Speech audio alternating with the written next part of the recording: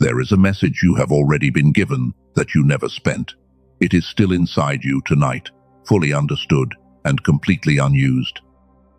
And it has been sitting there long enough that you have stopped noticing the weight of it. Chosen one, there is a folder somewhere, saved messages you never went back to, a screenshot you took at 2 in the morning because it landed so hard you were afraid you would forget it, a note in your phone you have not opened in months, titled in capital letters because it mattered that much the day you wrote it. And here is the part that should stop you where you are sitting. Every single thing in that folder is true.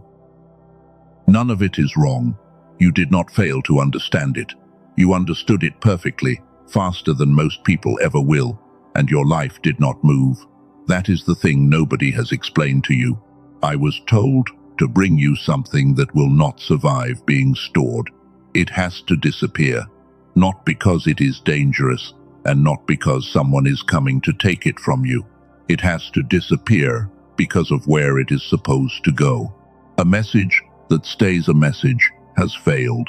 A message that lands correctly stops being a message and starts being a decision. By the time this hour ends, you will know exactly what that means. You will also know why the most awake people you have ever met are the most tired people you have ever met, and why that is not their fault and has never once been yours. 3 things are going to happen between now and the end of this hour, and I want to name all 3 so you can hold me to them. You are going to understand why the amount of truth you carry has stopped changing the shape of your days. Not a vague understanding, a mechanical one, the kind that stays useful at 11 at night when the feeling of tonight has worn off and only the structure is left. You are going to feel a specific weight come off the thing you have been privately calling laziness, because it was never laziness. I say that early so you can stop bracing for the part where I tell you to want it more. That part is not coming, not tonight, and not later. And you are going to leave here holding one instruction so small you could do it before you sleep tonight, and so exact that it closes something that has been open in you for years. Let me give you the first piece right now, because I do not want you waiting an hour for proof. Answer this honestly, inside your own head, where nobody is watching. Do you know more about your purpose today than you did 3 years ago? Almost certainly, yes. You have read more, prayed more, listened more, understood more. Now look at your calendar, look at your bank account, look at your relationships and your mornings. Is the distance between those 2 things 3 years wide? For most people hearing this, it is not. The knowing moved, the living stayed. And every time you notice that gap, you file it under personal defect, some missing piece of discipline that everyone else apparently received, and you somehow did not. It is not a defect. It is a mechanism, and it is running right now in almost every person alive who has a serious inner life. Your mind marks the moment of understanding with the same internal signal it uses to mark the moment of completion. The relief that arrives when a truth clicks is nearly identical to the relief that arrives when a task is finished. So the system files it as done. Comprehension counterfeits completion. That is why revelation can feel like progress while your life stays exactly where it was. You have not been avoiding your calling, chosen one. You have been paid in advance for work you never did, and the payment felt so real that you stopped asking why nothing ever arrived. There is a full mechanism underneath that, and a specific way it gets closed, and a reason the closing has to happen inside a window most people miss by hours without ever knowing it opened. That comes later tonight. It is also the exact reason this message is not allowed to stay a message. But right now, while you can still feel the truth of what I just said sitting somewhere in your chest, do something with it instead of storing it. Leave one phrase below. I spend it today. Not as agreement. Agreement is storage. Leave it as the first thing you have converted instead of collected in a very long time. And notice what happens in your body when you convert something for the first time in a long time. There is a small release, low in the chest, like putting down a bag you forgot you were holding. That release is data. Remember it. Chosen one, stay with me. Because what disappears tonight is supposed to disappear into you. I want to describe your life for a moment, and I want you to notice how specific I am able to be, because the specificity is the only evidence I can offer this early. You have a system, notes, a journal, folders, voice memos, maybe an entire application on your phone dedicated to the things you believe God has shown you. You are not a disorganized person. That is the part nobody expects. This does not happen to careless people. It happens almost exclusively to the careful ones. Here is the first sign. You can teach the thing you cannot do. Somebody comes to you in pain, and you open your mouth, and out comes something clean and true and exactly right, and they feel it, and they go home changed. And you go home to a life that does not look like the thing you just said. Here is the second sign. You feel something uncomfortable when you reread your own notes. Not pride, not nostalgia, a small flinch, gone in half a second, that you have never examined. That flinch has a name, and I will give it to you before the hour ends. Here is the third sign.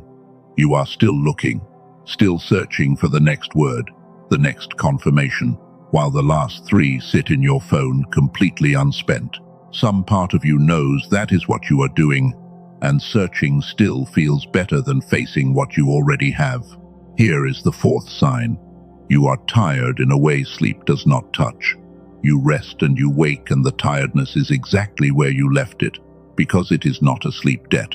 It is something else, generated by something you do every day without knowing you are doing it. And here is the fifth sign, the one that usually lands hardest. You have started to feel like a fraud in a life where you have never once lied. Nobody would believe you if you said it out loud, but you feel it quietly in the gap between what you know and what your days actually contain. Chosen one, hear the thesis plainly, because everything else tonight hangs off this one sentence. What you have been calling a lack of revelation is actually a surplus of storage. You are not under-receiving. You are over-holding. Heaven has not gone quiet on you. Your hands are simply full, and full hands cannot receive. And so the silence you have been grieving is not rejection. It is capacity. They have a name for what happens to a person who lives this way for years. The archive trap.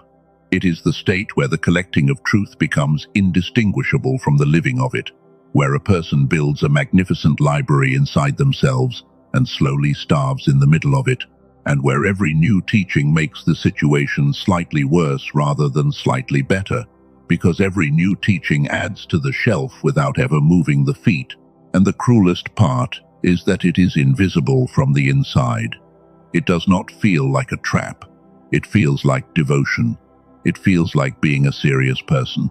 It feels, right up until the day it does not, like exactly the thing a chosen one is supposed to be doing. So let us take the trap apart, piece by piece, starting with the symptom you would describe if a doctor asked you what was wrong. Here is how you would say it. I know what I am supposed to do, and I am not doing it. Some version of that sentence has been living in your mouth for years. I understand, and nothing changes. I can explain my own healing to another person in perfect detail, and I cannot walk 5 steps into it myself. Notice that the sentence has 2 halves, and you only ever attack the second one. You never question the knowing, you question the doing. Now let me take away the cause you have assigned to it, because the wrong cause is costing you more than the problem. You have decided the reason is that you lack discipline or desire, or that something broke in you early and left you with a permanently weaker engine than the people who move easily through the world. You have read about habits, about routines, about doing the hard thing first, and every one of those systems assumes the gap between knowing and doing is a gap of will. It is not. and I can prove it to you with your own history in about 10 seconds.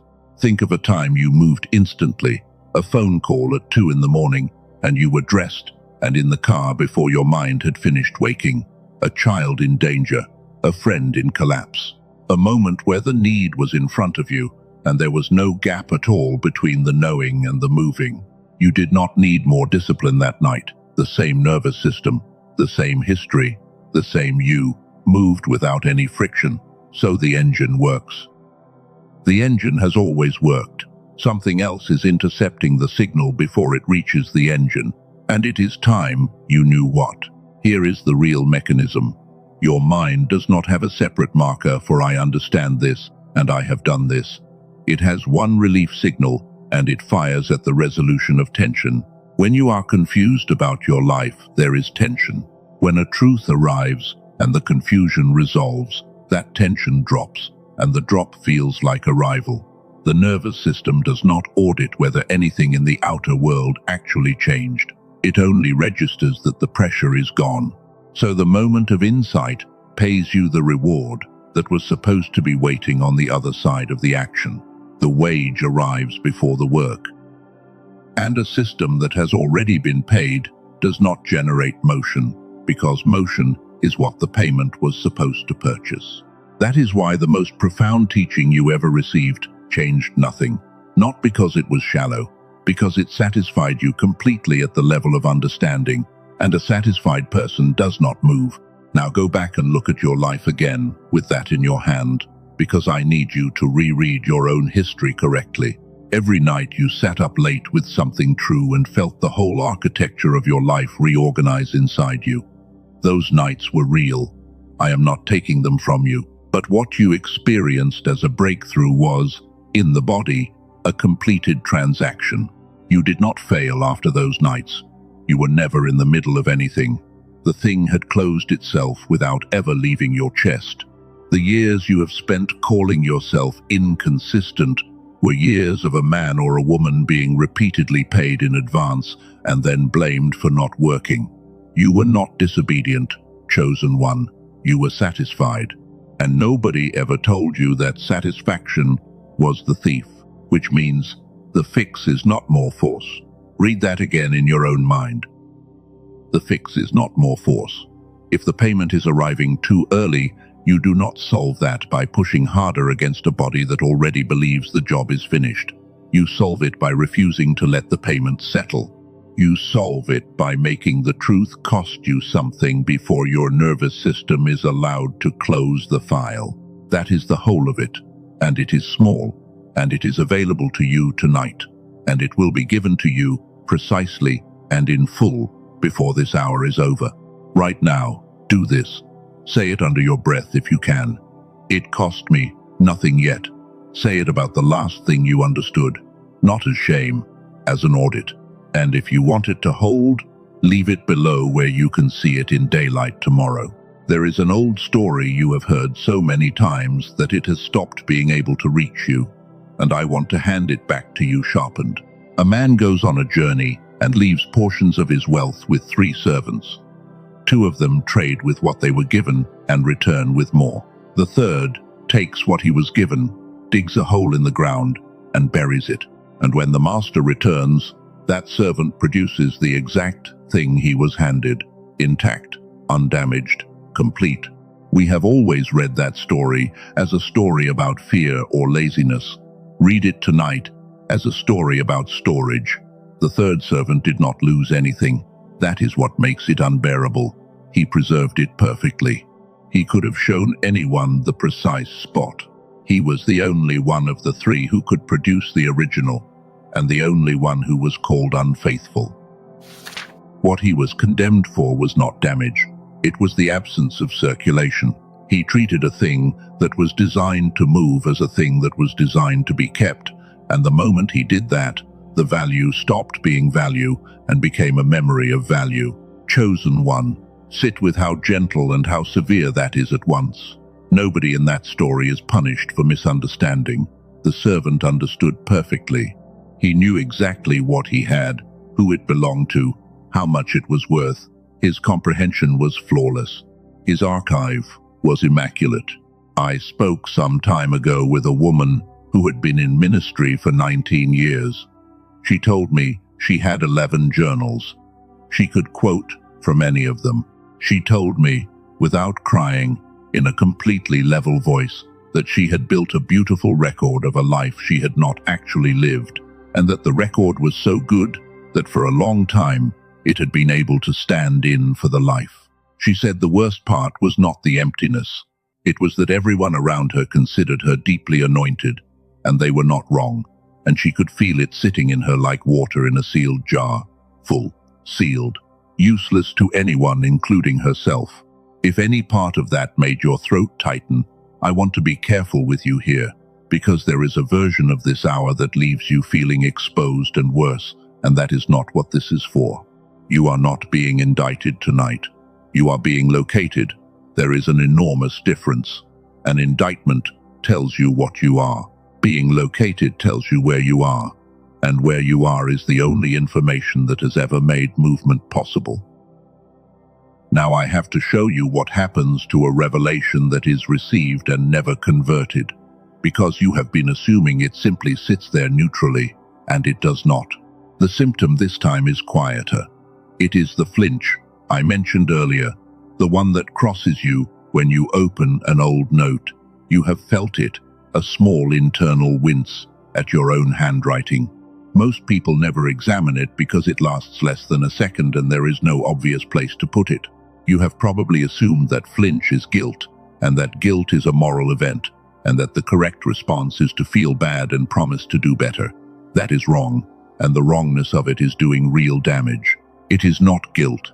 Guilt is about what you did. This is about what you are, and it is not moral at all. It is structural. Here is what is actually happening. An unconverted revelation does not stay neutral because your mind is not a shelf. Every truth you receive and do not act on remains an open loop, and open loops do not sit quietly. They accumulate into a single background sentence that runs underneath your days. I know and I still do not do.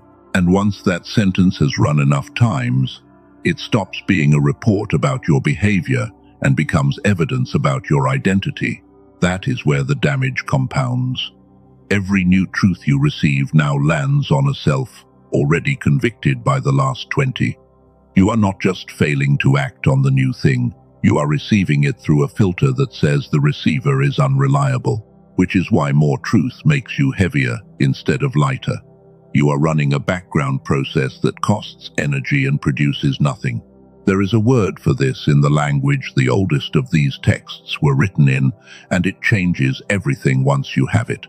The Hebrew word shama is usually translated as to hear, but it does not mean what our word means. Shama means to hear and to obey, as a single indivisible action. It is not two steps joined by a bridge of willpower. It is one motion. In that language, there was no word for a hearing that did not include a doing. A person who received a word and did not act on it would not have been described as someone who heard and then failed. They would simply not have been described as having heard at all. The hearing was incomplete, by definition, not by moral failure. Sit with what that does to your record. Every place you have written down that you knew and did not obey, the original language would not even call knowing.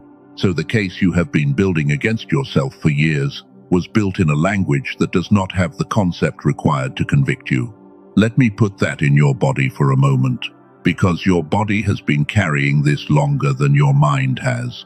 Let the breath go all the way out, further than feels natural. Notice your jaw, and let it be heavier than you usually allow it to be. Let your shoulders come down off the place they have been living. Now, bring your attention to the front of your chest, just below the collarbone, and notice whether there is a low, steady pressure sitting there, the kind you stopped registering years ago because it never went away.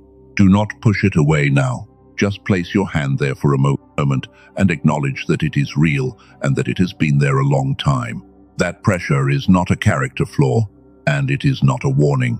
It is an accumulation, and accumulations can be released. which is an entirely different category from problems which have to be solved. You have been trying to solve something that was only ever waiting to be spent.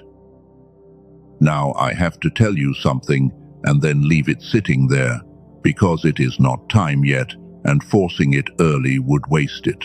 Some time after this began, I was shown that there is a physical reason the gap exists, not a spiritual reason, a physical one, in the actual machinery that carries an insight from the place where it is understood to the place where it becomes movement. Two parts of you are supposed to be talking to each other, and for most adults alive right now, they have gone quiet, and there is a documented reason for that quiet that was proven decades ago and then almost entirely forgotten. I am not going to name it yet. I want you holding a question instead, because a question you carry for 40 minutes does more work in you than an answer handed over in 10 seconds. Here is the question: why do the people who understand the most so consistently move the least? Keep it. I will come back for it, and when I do, it will not be a metaphor. For now, take the ground you already have, because the ground under you has genuinely shifted in the last few minutes, and I do not want you to leave it unclaimed. You are not a person who fails to obey. You are a person who has been receiving in a language that expected the receiving and the doing to be one motion, while living in a world that split them apart and then charged you for the gap. That is not a small correction. That is the removal of a verdict, and it changes what you are. You have been thinking of yourself as a vessel, something that holds. I want you to hear a different word tonight. The carrier state. A carrier is not defined by capacity. A carrier is defined by transit. A carrier is a thing that receives on behalf of a destination that is not itself. Everything you have ever been given was given in transit. The word that came at 2 in the morning was not addressed to your understanding. It was addressed to your Tuesday, to a conversation you have not had, a door you have not knocked on, a person waiting on the other end of your obedience who does not know your name. That is why the storage hurts. It is not because storing is a sin. It is because a carrier in storage is a carrier out of position, and something in you knows the destination is still waiting. So while that is live in you, take it as identity rather than as information. Say it: I am the carrier. And if you can, leave it below, because there is a difference between thinking a sentence and putting it somewhere. It can be read back to you. I want to be honest here, because I am not the source of any of this, and I would rather you trust the pattern than trust me. I have watched this shape repeat in enough people that I am confident describing it. I am not confident that every part of it applies to you. Take what recognizes you and leave the rest without guilt. And if only one sentence tonight has been for you, that is not a small night. One sentence spent does more than 11 journals ever did. There is a moment in the old accounts that almost nobody preaches, and it belongs to you tonight. A prophet is sent to a king with a word. The king receives it. He does not argue. He does not mock. He does not send the prophet away. He agrees. He weeps, even. And then the account moves on, and the next time we see that kingdom, nothing has changed, and the word lies there in the record like an object nobody picked up. We read those passages looking for villains, the ones who refused. But the more common figure in those pages is not the one who refuses. It is the one who agrees beautifully and does not move. Agreement was always the most sophisticated form of refusal, because it looks identical to obedience from the outside and costs nothing on the inside. Chosen one, if you have been the agreeing kind, I want you to feel how much lighter that is than what you have been calling yourself. You have not been in rebellion. You have been in agreement. And agreement, for all its warmth, has never once moved a single thing in the visible world. Now, I know there is a part of you standing slightly back from all of this, arms folded, and I would rather speak to that part directly than pretend it is not there. One version of it is saying, this is just positive thinking dressed in scripture. That part of you is not the enemy. It is a guard, posted for a reason, probably because something promised you a great deal once and delivered nothing, and you paid for that in a currency you could not spare. So, let me be exact with the guard. Positive thinking asks you to change how you feel about a situation. Nothing in this hour has asked you to change how you feel. Everything here has been an account of a mechanism, and the instruction coming later is not an attitude. It is an action with a size, a deadline, and a way to tell whether it happened. Feelings cannot be verified. Actions can. And here is the test I would apply if I were you. Ask whether the thing being described predicts anything. Positive thinking predicts nothing. What I described predicted the flinch when you read your own notes. It predicted the tiredness sleep does not touch. It predicted that you would keep searching while holding unspent material. If a description of your life keeps landing before you have handed anything over, it is not flattery, it is a diagnosis. The other version of the part standing back is quieter and heavier, and it is saying, I have tried everything.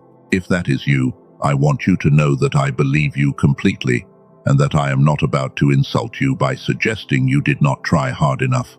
You have tried. The early mornings, the fasts, the accountability partner, the wall of index cards. You have started at least 3 systems that worked for 11 days.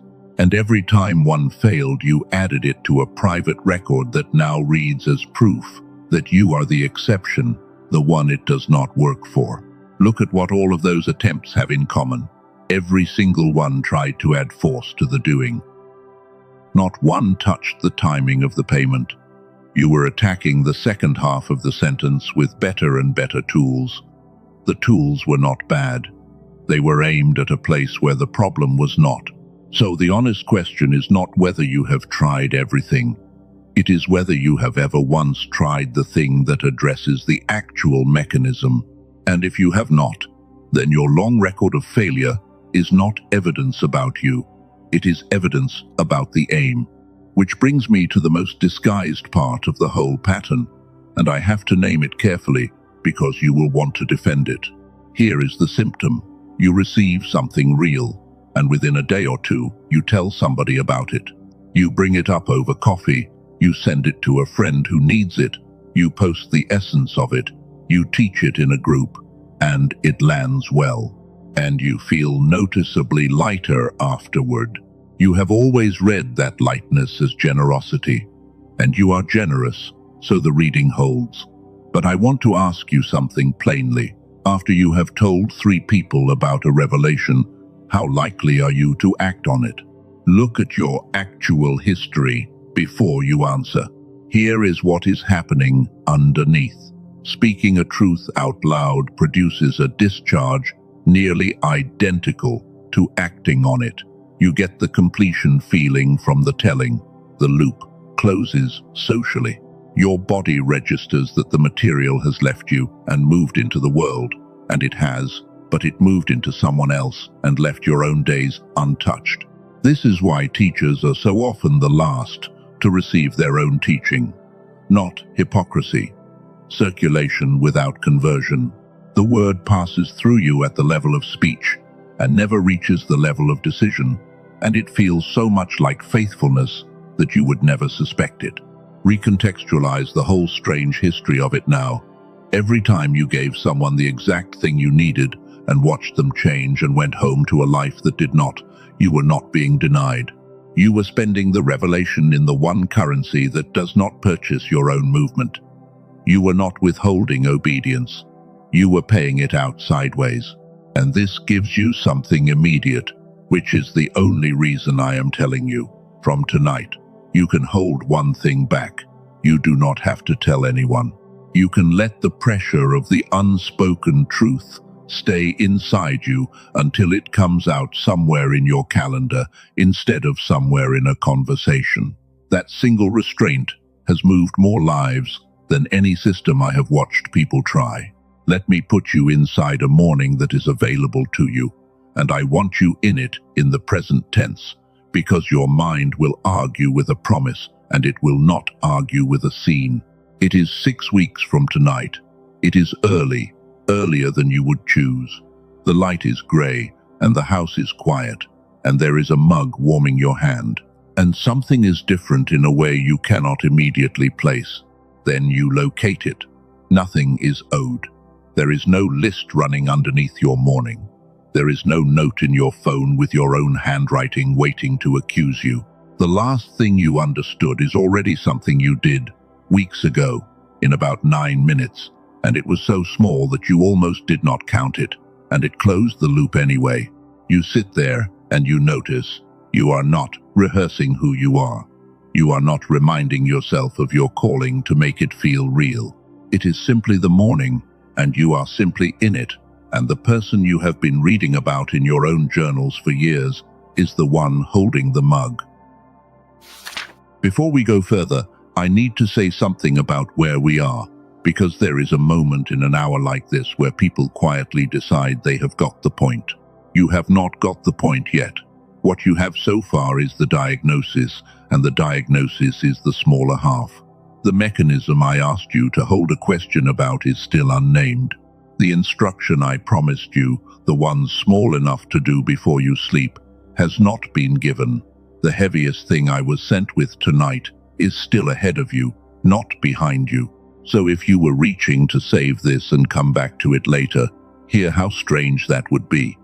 You would be archiving a message about archiving. Stay. The part that costs you something is the part that pays. Now, let me answer the thing I promised in the first minutes, because you have been carrying it, and it is time. Why are the most awake people you know the most tired people you know?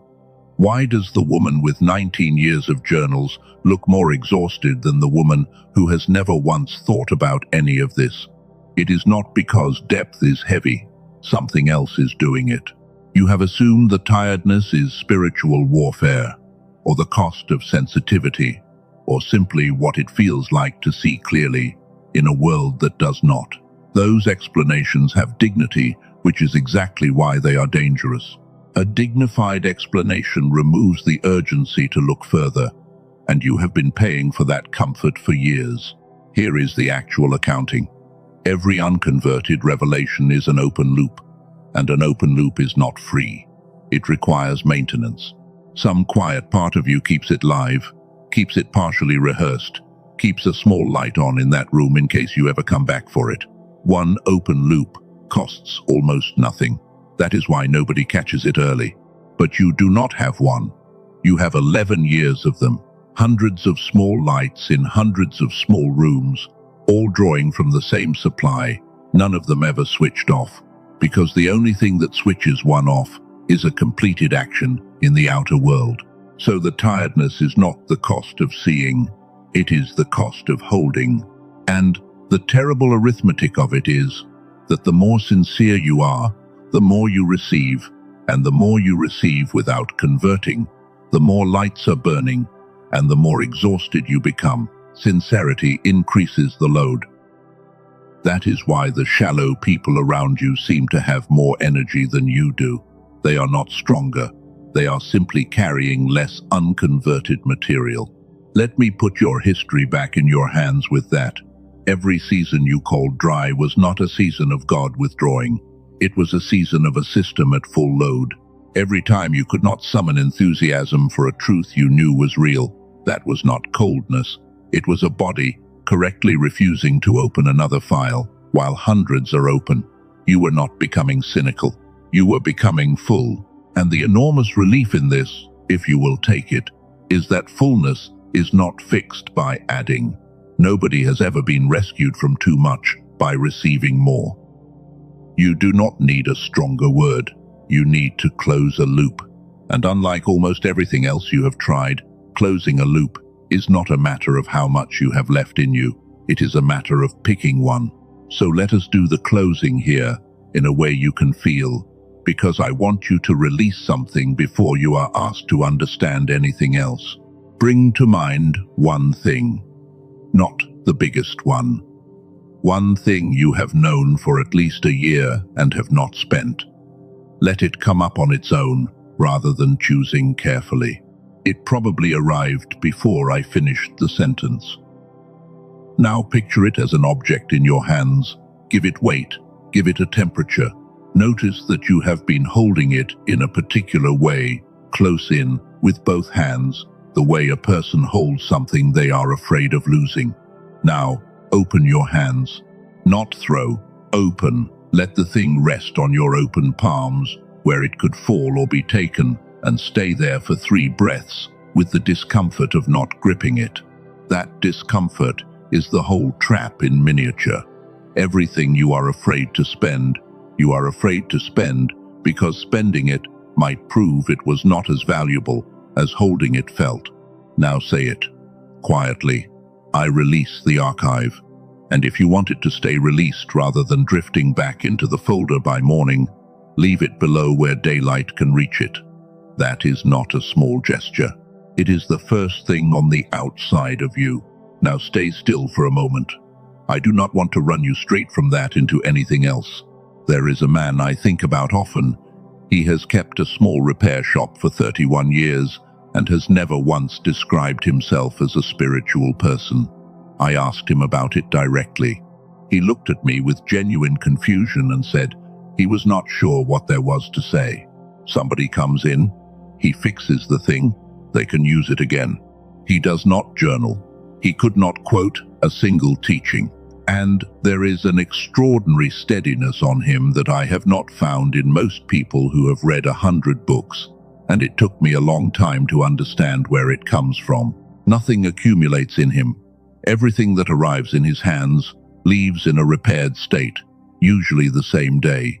He has no archive at all. There is no room in his life where a light has been left on for 11 years. Whatever he is given, he spends. And the spending is so ordinary and so immediate that he has never thought of it as a practice. I am not asking you to become him. You were made for depth, and the depth is not a mistake. But I want you to notice that he has something you have been praying for, and he got it not by receiving more, but by never once storing what he received.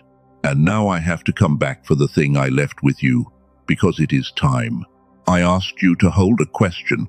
Why do the people who understand the most so consistently move the least? I told you it was not a metaphor, and I meant that precisely. What stands between understanding and movement in you is not a virtue you lack. There is a physical passage that carries an insight from the place where it is comprehended to the place where it becomes motion. And in most adults now, that passage has narrowed. It was proven. It was documented, and then it was forgotten so completely that you have been blaming your character for something that was measured in a laboratory decades ago. I will show you the whole of it shortly. First, there is one more thing you have to have, and it is the thing I was actually sent with. And before I give it to you, one thing so you know where we are going. There is a sentence I was given for you tonight that I am not permitted to say until the very end, when everything else has been laid down. It is short. It is the reason this message had to disappear rather than be kept. Stay until it. Now, here is the heaviest thing I carry tonight, and if you take nothing else from this hour, take this. The symptom first, and it is one you have never described to another person, because it is too small to sound like a problem. There is a moment, usually between the second and third day after something lands on you, when the truth is still completely intact and something about it has gone flat. You can still recite it. It no longer moves you, and you feel faintly that you missed something without knowing what. You have explained that flattening as a normal fading of emotion. Everything fades, you tell yourself. The mountaintop is not meant to last. That explanation is almost universal, and it is wrong, and it has cost you more than any other belief you hold, because it taught you the fading was natural, and therefore nothing needed doing in the hours before it. Here is what is actually true. A revelation does not fade. It converts. or it downgrades. There is no third outcome, and there is no neutral storage. Within roughly the span of a single day, the material you received is either turned into an action in the physical world, in which case it becomes structure and never has to be received again, or it is not, in which case it does not simply sit there. It reclassifies. It becomes something you have enjoyed rather than something you have obeyed. It becomes spiritual entertainment. That is the whole thing, and there is a window on it. The spending window. The period between the moment a truth lands in you and the moment your system files it as complete. It is short. For most people, it closes inside the same day, and once it has closed, no amount of returning to the note reopens it, which is why rereading your journals produces the flinch and never produces the movement. You have believed that you missed your moments because you were not ready, or the timing was wrong, or life got busy. Every one of those explains a delay of weeks. None of them explains what happened in the 6 hours after the word landed, and the 6 hours after are where it was decided. Here is the real mechanism, in one line. You have not been failing to act on your revelations. You have been acting on them slightly too late, over and over, by a margin measured in hours, and a margin measured in hours has been reading in your life as a failure of character measured in decades. So recontextualize the entire record now. Every truth you received and lost was not lost because you were not serious. It was lost inside a window nobody told you existed, in the ordinary hours of an ordinary evening, while you were doing dishes and fully intending to begin properly on Monday. There was never a Monday version of that word. There was only the version that was alive that night. And here is the agency, the smallest instruction I have ever handed anyone. When something lands on you, before the day ends, ask one question. What is the smallest visible thing I could do in the next few hours that would be impossible if this were not true? Notice every constraint in that question, because each one is load-bearing. Smallest, because size is what makes you postpone, and a postponed conversion is a lost one. Visible, because it must exist outside your head, where it can be verified. In the next few hours, because that is the window. And impossible, if this were not true, because that is what makes it a conversion rather than a chore. Let me show you the size of thing I mean, so you do not aim too high and lose it. Send the message you have been composing in your head for a year. Say the sentence out loud to the person it belongs to. Move $20 to the thing you say you believe in. Write the first paragraph, not the book. Delete the one number in your phone you know you should not keep. Set a single alarm. Say one no. 9 minutes. That is usually the whole cost. 9 minutes inside the window converts a revelation permanently into structure, and 11 years outside the window converts nothing at all. And that is the entire difference between the people who look transformed and the people who look tired. And from tonight, this is the only test you need. Not whether you understood it, not whether it moved you. Only this. Did it cost me anything in the physical world on the day it arrived? Now, let me show you what a life looks like when that is simply how you live. It is an ordinary Wednesday in that life. You wake up and you do not have to remind yourself who you are. There is no rehearsal, no summoning, no reading back through anything to make your calling feel real enough to stand on. You believe it before your feet touch the floor, because it is not a belief anymore. It is a record. There are things behind you that only a person who is what you are could have done, and they are small things, and there are dozens of them. You notice you have stopped searching, not because you stopped being hungry, but because nothing is waiting in you unspent, and a person with nothing owed does not go looking. When something arrives now, it lands on clear ground and moves through you and out into your week the same day. It does not accumulate, it costs nothing to carry, and the tiredness is gone, not replaced by excitement, just gone. the way a sound you had stopped hearing is gone when it stops. All those small lights in all those small rooms have been switched off, one by one, and the supply they were drawing from is available to you again for the first time in years. Understand what has been happening in this hour, because it is bigger than the instruction I just gave you. You did not come for information. You came because something in you already suspected the problem was not a shortage. Tonight you found out the shortage was never real. Let me say the plain version now, with no imagery at all, because the imagery has done its work and you deserve the clear sentences. The why. You are not stuck because you lack revelation or discipline. You are stuck because the moment of understanding pays your nervous system the same reward that completion pays it. So the file closes before anything reaches your hands, and every closed file that produced no action stays lit as an open loop and draws energy for years. The what? The correction is a single, small, verifiable action taken in the physical world on the same day a truth arrives, chosen by asking, what would be impossible if this were not true? Not force, not a system. One conversion, inside the window. The who. This is for the person who has been sincere for years, who understands more than almost anyone around them, and whose life does not yet show it.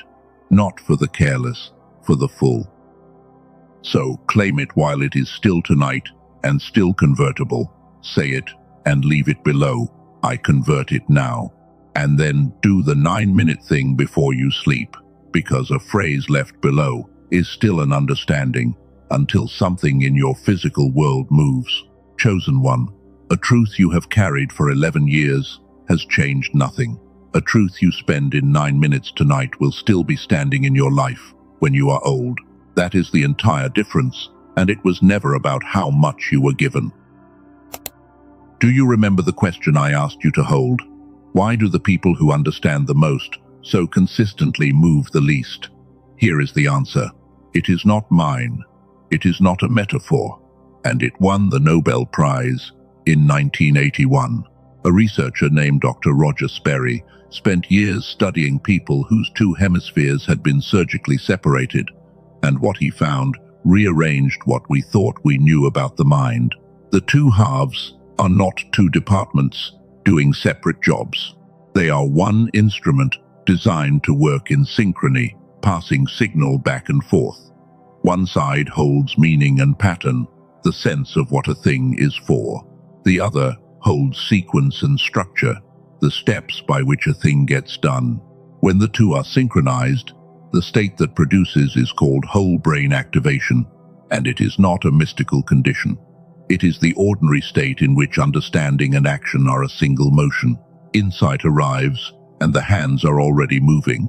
There is no gap, because the gap was never natural. Now hear what else the research uncovered. 98% of children test at the level of creative genius on the standard measures. Fewer than one adult in 1,000 still tests there. Something happens between those two numbers. It happens to almost everybody, and it is not sin, and it is not laziness. Modern adult life trains the two halves apart. Decades of narrow, repetitive attention narrow the passage between them until meaning and sequence stop arriving together, and a person can hold enormous understanding on one side, while the machinery that turns it into steps sits on the other side of a road that has quietly closed. That is a physiological reality, chosen one, not a spiritual failure.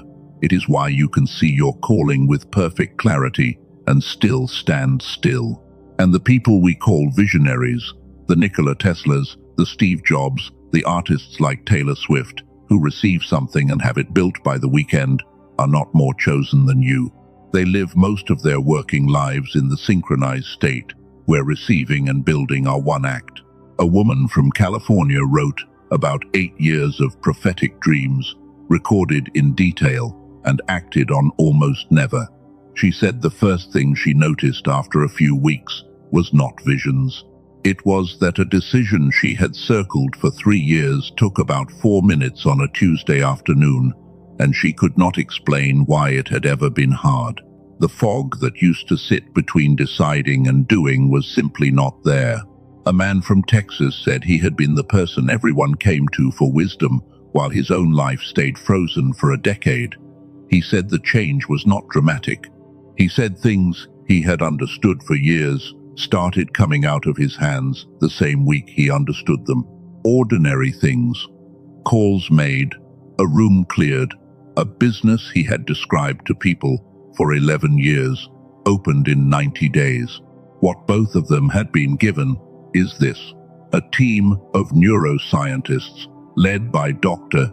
Daniel Barone in New York took clinical neural sync technology that normally requires over an hour of session time and compressed it into a targeted auditory sequence 8 minutes long, headphones on, eyes closed, 8 minutes a day. That is the whole practice. They call it the genius switch. Understand what it is not. It is not a meditation app and not a collection of relaxing sounds. It is a targeted auditory sequence engineered directly out of the Nobel research Dr. Roger Sperry did on the 2 hemispheres, built to reconnect them and restore whole brain activation. The clinical route to that state exists. It is neurofeedback, around $300 an hour in person, or roughly $7,000 for a home machine. The traditional route exists too, left nostril breathing, 20 minutes a day for months. The genius switch is not for everyone. It is not for the person looking for a shortcut past work they never did. It is for the chosen one who has been sincere for years, who has done the praying and the fasting and the reading, and who is finally willing to stop treating the fog between knowing and moving as a character flaw, and start treating it as something with a specific physical address. Most people will scroll past this. You are still here. Colleagues who reviewed it said it would be incredible value even at $500 and against $300 an hour or a $7,000 machine. That is a fair statement. It was not released at $500, not at $200, not at $100. It was released at $49, and today on that page there is an additional $10 off, which brings it to $39. It comes with 4 things alongside it: a guided visualization from one of the top-rated creators on a leading Calm app, a smart grocery guide that saves most households over $100 a month, a manifestation classic, more than 100 years old, that sells on its own for $20, and a printable 5 Habits infographic. All of it sits behind an unconditional money-back guarantee. Listen once or listen 80 times. If it does not do for you what it has done for 18,456 people, every dollar comes back with no conditions and no questions. Now, let me say the thing about provision that matters most tonight. The Father does not usually send provision from far away. He places it near you and then waits for you to be in a state where you can see it. In the synchronized state, you notice the door, the name, the small opening that has been sitting in your week the entire time. In the partial state, you look directly at it and register nothing. That is the real cost of staying where you are. Not that something is taken from you, that what has already been placed beside you keeps going unseen, and you keep calling it a season of waiting, when it was a season of provision you could not perceive. One caution: if you go searching for similar sounding tracks, you will find copies, and none of them carry the neural sync technology embedded in the original. The sound is not the mechanism. The mechanism is what the team built, and it exists in one place, and the direct page is the only verified source. If your spirit is resonating with this, the link is in the description below and in the pinned comment. You can read the whole page for yourself before you decide anything. And let me be honest about what a tool is. It is not the thing that changes you. Nothing you put in your ears has authority over your life. The tool does one thing. It narrows the distance between what you understand and what your hands do. The obedience is still yours. If you never use it, use the window anyway, because the window is the truth, and everything else is an assist. So hold both together. What was described will still be there when you are ready, and the link will still be sitting quietly below this. But the thing that landed tonight has a window on it, and that window waits for nobody. Whatever you do about the resource, do the 9 minutes first. Chosen one, we are at the end, and I want to slow down. Thank you for staying. There were at least 4 places in this hour where you could have saved this for later, and later would have meant never, and you stayed anyway. Something in you refused to file this the way you have filed everything else, and that refusal is the first evidence that what I said about you is true. Now let us put it down. Say these with me, or under your breath, or just let them go through you. Release the folder. Release the 11 years of unspent words. Release the version of you that was a library instead of a life. Release the flinch that comes when you read your own handwriting. Release the case you have been building against yourself in a language that could not even convict you. Release the small lights in the small rooms, all of them, one by one. Release the tiredness that was never yours to carry. Release the need to hold it to prove that it mattered. Release it, all of it. Open your hands. And now, stand up inside yourself, because what comes next is not release, it is declaration. I am not a vessel that stores. I am a carrier in transit. I am the one who receives and moves in the same motion. I am not behind. I am located. What I know is what I do, beginning tonight, in 9 minutes, in something small enough to be real. I am not waiting for another word. I am spending the ones I have. I am not the archive. I am the answer. Say it. Leave it below where you will see it in the morning. I am what I received. And here is the sentence I was not permitted to give you until now. The reason this message had to disappear rather than be kept. What you received tonight was never yours to hold. It was yours to become. A word that stays, a word dies as a word. A word that is spent, stops being a message, and starts being a man or a woman walking. It is sealed. If this reached something in you, leave a like. Not for me.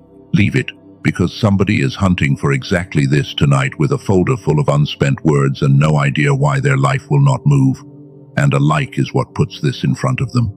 And do this before you sleep. Think of one specific person, not a category. See their face. See the thing they have understood for years and never done. The thing you both quietly know about.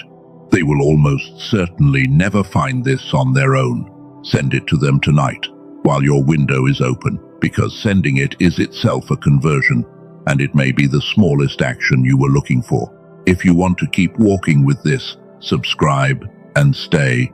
Thousands of chosen ones are already here, doing the same ordinary difficult work of turning what they know into what they do, and you are not walking it alone anymore. Go and spend it, chosen one. May the Father give you clean hands and a short distance between hearing and moving. May nothing you receive from this night stay a thought, and may the next word that comes to you find you already in motion. Amen.